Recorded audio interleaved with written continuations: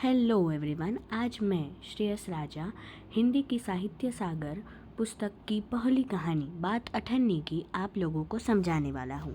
तो चलिए इस कहानी को अच्छी तरह से समझते हैं। रसीला इंजीनियर बाबू जगत सिंह के यहाँ नौकर था। अभी इसमें दो लोगों की बात हो रही है। एक रसीला था जो नौकर था इंजीनियर बाबू जगत सिंह के यहाँ। 10 रुपये वेतन था। वेतन मतलब उसकी कमाई। गांव में उसके बूढ़े पिता, पत्नी, एक लड़की और 2 लड़के थे। इन सब का भार उसी के कंधों पर था। वह सारी तनख्वाह घर बेच देता था। 10 रुपये उसका वेतन था जो वह महीने में कमाता था। गांव में उसके बूढ़े पिता, पत्नी, लड़की और 2 लड़के थे। वो अपना पूरा वेतन गांव बेच देता था, पर घर वालों का गुजारा न चल पाता। उसने इंजीनियर साहब से वेतन बढ़ाने की बार बार प्रार्थना की, पर वह हर बार यही कहते, अगर तुम्हें कोई ज़्यादा दे तो अवश्य चले जाओ, मैं तनख्वाह नहीं बढ़ाऊंगा। वह इंजीनियर साहब से बार बार प्रार्थना करता था कि मेरी तनख्वाह बढ़ा दीजिए, इसलिए गांव में मेरा परिवार अच्छी तरह से जीवन बिता सके। पर इंजीनियर साहब हमेशा जवाब दे देते कि अगर तुम्हें कोई ज़्यादा तनख्वाह दे तो वहाँ चले जाओ, पर वह तनख्वाह नहीं बढ़ाएंगे। वह सोचता, यहाँ इतने सालों से हूँ, अमीर लोग नौकरों पर विश्वास नहीं करते, पर मुझ पर यहाँ कभी किसी ने संदेह नहीं किया। रसीला सोचता कि वह इंजीनियर साहब के यहाँ कई सालों से है और अच्छी तरह से काम करता है। वह सोचने लगा कि अमीर लोग नौकरों पर भरोसा नहीं करते, पर इंजीनियर साहब कर रहे हैं, इसलिए उसे इंजीनियर साहब की नौकरी नहीं छोड़नी चाहिए। यहाँ से जाऊँ तो शायद कोई 11-12 दे दे, पर ऐसा आदर ना मिले। जिला मजिस्ट्रेट शेख सलीमुद्दीन। अभी यहाँ एक नए पात्रों को इंट्रोड्यूस किया गया है जिनका नाम है शेख सलीमुद्दीन। वह एक जिला मजिस्ट्रेट थे, एक जज थे, एक हाई कोर्ट के जज थे। इंजीनियर बाबू के पड़ोस में रहते थे। उनके चौकीदार मतलब वॉचमैन मियाँ रमज़ान और रसीला में बहुत मैत्री थी। उनके चौकीदार का नाम रमज़ान था और रसीला जो नौकर था बाबू जगत सिंह के यहाँ, इन दोनों में बहुत दोस्ती थी। दोनों घंटों साथ बैठते, बातें करते। शेख साहब फलों के शौकीन थे। रमज़ान रसीला को फल देता। इंजीनियर साहब को मिठाई का शौक था। रसीला रमज़ान को मिठाई देता। शेख सलीमुद्दीन को फलों का बहुत शौक था, इसीलिए रमज़ान रसीला को फल देता था, और इंजीनियर साहब को मिठाई का बड़ा शौक था, इसीलिए रसीला रमज़ान को मिठाई देता। एक दिन रमज़ान ने रसीला को उदास देखकर कारण पूछा। पहले तो रसीला छिपाता रहा, फिर रमज़ान ने कहा, कोई बात नहीं है तो खाओ सौगंध। दोस्ती में जैसे आपके मित्र भी आपको, अगर आप कोई बात छुपाते हैं तो आपके मित्र आपको कहते हैं कि खाओ सौगंध, अगर कोई बात तुम छुपा रहे हो तो। ऐसे ही रमज़ान ने रसीला से कहा कि अगर तुम कोई बात छुपा रहे हो तो खाओ सौगंध। रसीला ने रमज़ान का हट देखा तो आंखें बनाई मतलब वह काफ़ी दुखी हो गया।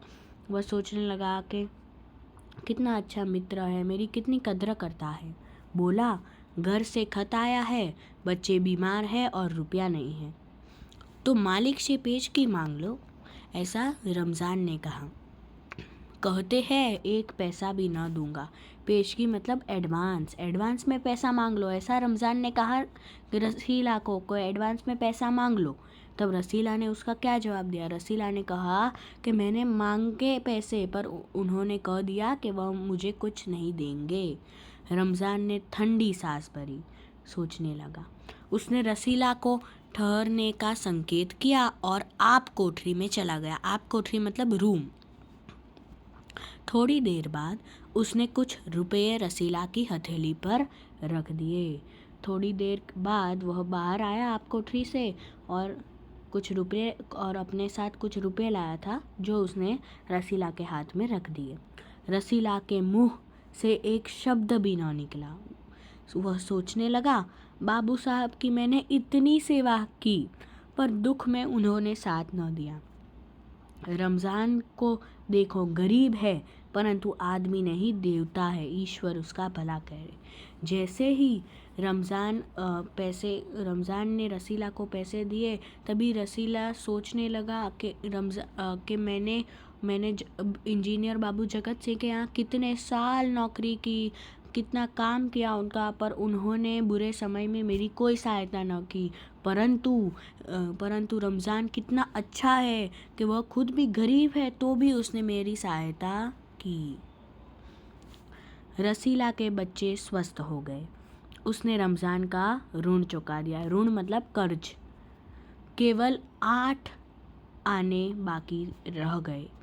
रमज़ान ने कभी भी पैसे न मांगे, फिर भी रसीला उसके आगे आँख न उठा पाया। केवल 8 आने मतलब 50 पैसे बाकी रह गए थे। रमज़ान ने फिर कभी उससे पैसे मांगे न थे, पर रसीला रमज़ान के सामने अपनी आँख न उठा पाता। शर्म के मारे, कहाँ मेरे पैसे बाकी है, मैं कैसे उससे आँख उठा पाऊँगा, कैसे उससे बात कर पाऊँगा। एक दिन की बात है, बाबू जगत सिंह किसी से कमरे में बात कर रहे थे। रसीला ने सुना, इंजीनियर बाबू कह रहे थे, बस 500, इतनी सी रकम देकर आप मेरा अपमान कर रहे हैं।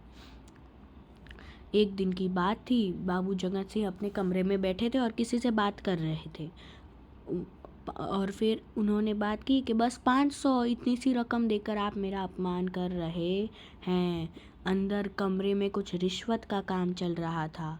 हजूर मान जाइए, आप समझे, आपने मेरा काम मुफ्त किया है। ऐसा वो जो आदमी था जो उनको रिश्वत दे रहा था, ऐसा वो कह रहा था। रसीला समझ गया कि भीतर रिश्वत ली जा रही है। सोचने लगा, रुपया कमाने का यह कितना आसान तरीका है। जैसे ही उसने देखा कि अंदर रिश्वत का कुछ काम चल रहा है, तो वह सोचने लगा। एक पल उसके मन में सोच आई कि कितना अच्छा तरीका है रिश्वत करने, यह काम कितना अच्छा है जिससे इतने सारे पैसे आते हैं। वह बेचारा 10 रुपये कमाता था महीने में, पर ये एक ही बार में रिश्वत से 500 रुपये। मैं सारा दिन मजदूरी करता हूँ, तब महीने भर बाद 10 रुपये हाथ आते हैं। वह बाहर आया और रमज़ान को सारी बात सुना दी। वो लोग मित्र थे, रसीला और रमज़ान मित्र थे। मित्र बात करते हैं। आपने भी ऐसा देखा ही होगा कि आपकी अगर किसी के साथ अच्छी मित्रता है तो आप उसको अपनी बातें शेयर करते हैं। उसी तरह जो रसीला ने सुना, वह उसने रमज़ान को सुना दिया। रमज़ान बोला, बस इतनी सी बात, हमारे शेख साहब तो उनके भी गुरु है। आज भी एक शिकार फंसा है, 1000 से कम तय ना होगा। अभी मित्र में कंपटीशन कैसे होता है? अरे तूने सिर्फ 500 कमाया, नहीं मैं तो 1000 कमाता हूँ। उसी तरह इसने कहा कि तेरे मालिक सिर्फ 500 की रिश्वत लेते हैं, मेरे शेख तो 1000 से कम की नहीं लेते।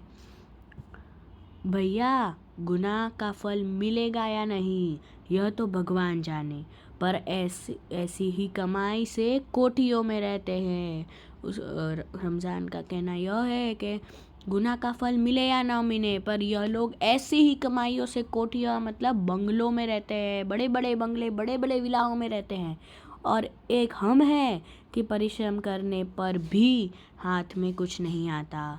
रसीला सोचता रहा, मेरे हाथ से सैकड़ों रुपए निकल गए, पर धर्म न बिगड़ा। उसका अर्थ यह है कि बाबू जगत सिंह उसको पैसे देते थे कुछ सामान खरीदने के लिए, तो वो उसका कहना यह है कि मेरे हाथ से वो सैकड़ों पैसे आते थे सामान खरीदने के लिए, वो निकल गए, पर मेरा धर्म न बिगड़ा, मैंने कुछ चोरी नहीं की। एक आना भी उड़ाता। उसका मतलब यह है कि अगर इंजीनियर बाबू ने मुझे 7 रुपये दिए, उसमें से एक आना भी मैं 50 पैसे भी उड़ाता तो क्या पता चल जाता था। 50 पैसे उड़ाता तो अब कितने हो जाते, कितनी रकम जुट जाती। इतने में इंजीनियर साहब ने उसे आवाज़ लगाई, रसीला दौड़कर 5 रुपए की मिठाई ले आ। रसीला ने 4.5 रुपए की मिठाई खरीदी और रमज़ान को अठन्नी लौटाकर समझा कि कर्ज उतर गया। अब रसीला ने गफलाबाजी चालू की। उसने 5 की न खरीदी। उसको कहा गया था कि वह 5 की मिठाई खरीदे, पर उसने 5 रुपए की न खरीदी। कितने की खरीदी? 4.5 की खरीदी, और अठन्नी जो उसको मिली वह उसकी बाकी थी रमज़ान को देने के लिए। कर्ज उसका बाकी था, इसलिए उसने वो दे दिया और समझ लिया कि अब मेरा कर्ज उतर गया। बाबू जगत सिंह ने मिठाई देखी तो चौंक उठे। यह मिठाई 5 रुपए की है हजूर, 5 की है, ऐसा रसीला ने कहा। बाबू जगत सिंह ने पूछा कि यह 5 की है। बाबू जगत सिंह एक इंजीनियर थे, उनको नॉलेज था। उन्होंने कुछ देखा होगा कि वो मंगाते थे, रेगुलरली मिठाई मंगाते थे। उन्होंने कुछ देखा होगा कि हाँ ये इतनी मिठाई कम आई है, इसलिए कुछ तो गफला हुआ है। इसलिए उसने एक बार पूछा, इसलिए उसने रसीला को पूछा कि क्या ये मिठाई 5 रुपए की है? रसीला ने कहा हाँ है। रसीला का रंग उड़ गया। वो काफ़ी घबराया हुआ था। उसने पहली बार चोरी की थी, पहली बार ऐसा गलत काम किया था, इसलिए उसका रंग उड़ गया। बाबू जगत सिंह समझ गए थे। उन्होंने रसीला से फिर पूछा। रसीला ने फिर वही दोहराया। उन्होंने रसीला के मुंह पर एक तमाचा मारा और कहा, चल मेरे साथ जहाँ से लाया है। उसे अभी पता रसीला के मुंह पर घबराहट और वो सब देख के इंजीनियर बाबू को कंफर्म हो गया कि कुछ तो गलत है, 5 की है ही नहीं ये। इसलिए उन्होंने एक जोरदार तमाचा मारा रसीला के मुंह पर और कह दिया कि चल मेरे साथ जहाँ से वो मिठाई लाया है, चल मेरे साथ अभी हलवाई के पास। हजूर झूठ कहूँ तो रसीला काफ़ी घबराया हुआ था। वह अपनी सच्ची बात कह रहा था, मतलब वो घबराया हुआ, एकदम हक्का बक्का सा था। रसीला ने अपनी बात पूरी भी न की थी कि इंजीनियर बाबू चिल्लाए, अभी सच और झूठ का पता चल जाएगा। अब सारी बात हलवाई के सामने ही कहना। इंजीनियर बाबू काफ़ी गुस्से में थे। वो इतने गुस्से में थे कि उन्होंने कह दिया कि अभी कुछ मुझे तेरा सुनना नहीं है, चल अभी हलवाई के पास, वहीं सब बात स्पष्ट हो जाएगी। अब कोई रास्ता न बचा था। वह बोला, माई बाप गलती हो गई, इस बार माफ़ कर दे। वह इतना डरा हुआ था, घबराया हुआ था। उसने कहा, भाई माफ़ कर दे।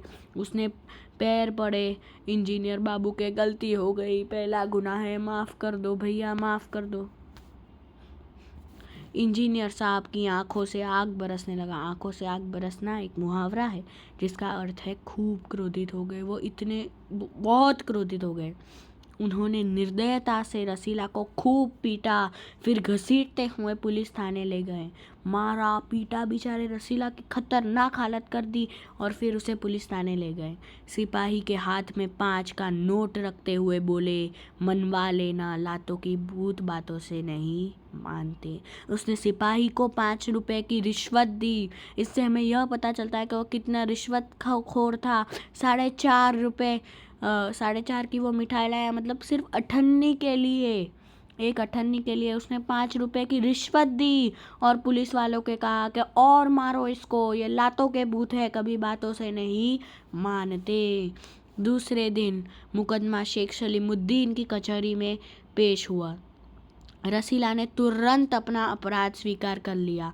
वह काफ़ी घबराया हुआ था। अभी वो सोचने लगा था कि मेरे से ज़्यादा नहीं हो सकता अपराध, ज़्यादा अपराध करूँगा तो मैं खुद ही ज़्यादा फंसूँगा। उसने कोई कहानी न बनाई। वह बना सकता था कहानी, पर उसने कुछ नहीं बनाई। चाहता तो कह सकता कि यह साजिश थी, मैं नौकरी नहीं करना चाहता, इसलिए हलवाई से मिलकर मुझे फंसा रहे हैं। पर एक और अपराध करने का साहस वह न जुटा पाया। वह काफ़ी घबराया हुआ था। उसकी आंखें खुल गई थी। वह डर गया था, अभी नहीं हो सकता, बहुत घबराया हुआ था। हाथ जोड़कर बोला, हजूर मेरा पहला अपराध है। उसने शेख सलीमुद्दीन से कहा, मेरा पहला अपराध है, मुझे माफ़ कर दीजिए, माफ़ कर दीजिए। कितनी बार उसने माफ़ी मांगी, इस बार माफ़ कर दीजिए, फिर गलती न होगी। शेख साहब न्यायप्रिय आदमी थे।